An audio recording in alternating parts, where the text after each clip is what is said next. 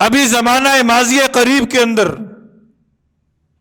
گزشتہ ہفتے کے اندر آپ دیکھ لیں، لاہور کی تاریخ میں ایک جنازہ پڑا. ہو سکتا ہے عام میں سے بھی بہت سارے لوگ اس جنازے میں شریک ہوئے ہوں، نہ بھی ہوئے ہوں، دیکھا تو ہوگا. یہ کس کا جنازہ تھا؟ یہ کس کا جنازہ تھا؟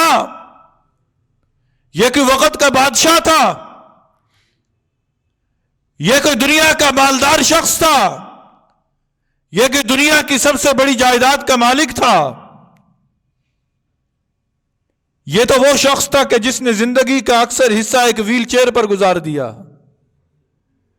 جو ایک قدم چلنے پر بھی دوسروں کا محتاج تھا، جو نہ خود اپنے ہاتھوں سے کسی چیز کو پکڑ سکتا تھا، نہ اپنے قدموں سے کہیں چل سکتا تھا،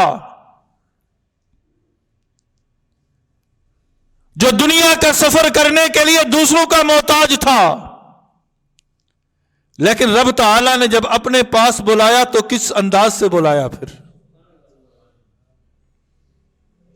یہ عزتیں عطا کس نے کی اور کیوں کر کی؟ وہ شخص کہ جس نے اپنے بارے میں سب کچھ کہا کہ میرا سب کچھ نبی کے اوپر قربان، نبی کی حرمت پر قربان، نبی کی ناموس پر قربان. جس نے کہا سرکار آقا پر میری جان بھی قربان، میرا مال بھی قربان.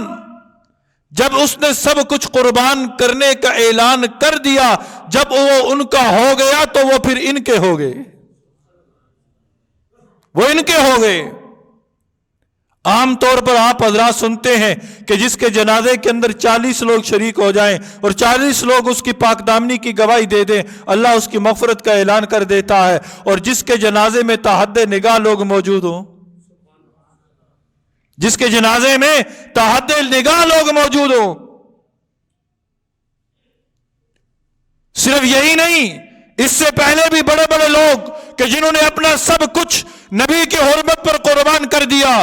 تاریخ دانوں سے پوچھو، تاریخ دانوں سے پوچھو، کھولو تاریخ کے اوراق اور دیکھو سید عطا اللہ شاہ بخاری رحمہ اللہ کا جنازہ، سید عطا اللہ شاہ بخاری کا جنازہ دیکھو. آج میانی قبرستان کے بیچوں بیچ ایک قبر ہے، چبرجی سے مزنگ کی طرف جائیں، دائیں طرف اس مرد قلندر کی قبر آتی ہے. وہ مرد مجاہد کون تھا کہ جس دنیا آج شیخ احمد لاہوری کے نام سے یاد کرتی ہے؟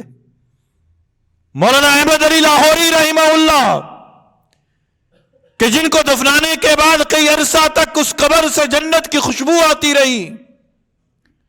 آج جاؤ اسی قبرستان کے اندر، میانی قبرستان کے اندر، وہاں ایک شخصیت مدفون ہے کہ جس کا نام شیخ موسیٰ روحانی البازی ہے.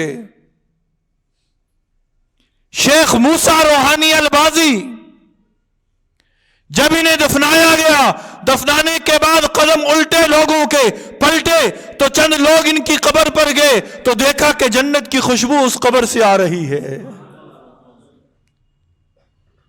کیوں ایسا ہوا؟ کیوں اللہ نے انہیں اتنی عزتیں عطا کی؟ اس لیے کہ انہوں نے عزتوں کو اسلام کے اندر تلاش کیا. انہوں نے کہا عزت اسلام کے اندر ہے بس. اور رب نے دکھا دیا کہ تم اسلام کو اپنا اوڑھنا بچھونا بنا لو، تم اسلام کو اوڑھنا بچھونا بنا لو، پورے کے پورے تم اسلام میں داخل ہو جاؤ. رب تعالیٰ کہتا ہے جب عزتوں کے خزانے میرے پاس ہیں، عزتیں میں عطا کروں گا، میں عطا کروں گا.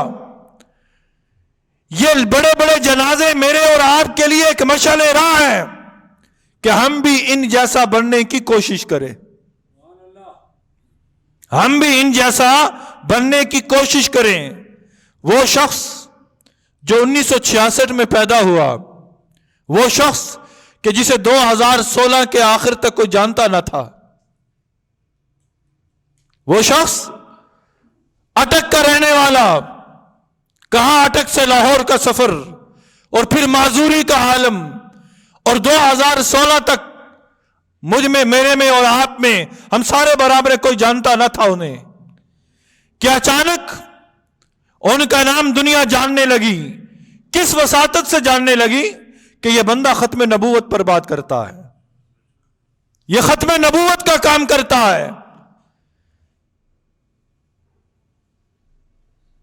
آخری وقت تک وہ حرمت رسول کے لیے اپنی جان کو ہاتھ میں لیے پھرتا رہا، اور جس نے کہا تھا کہ اللہ مجھے موت دے دے، میں یہ گوارا نہیں کرتا کہ میری زندگی میں نبی کے توہین آمیز خاکے شائع کیا جائے.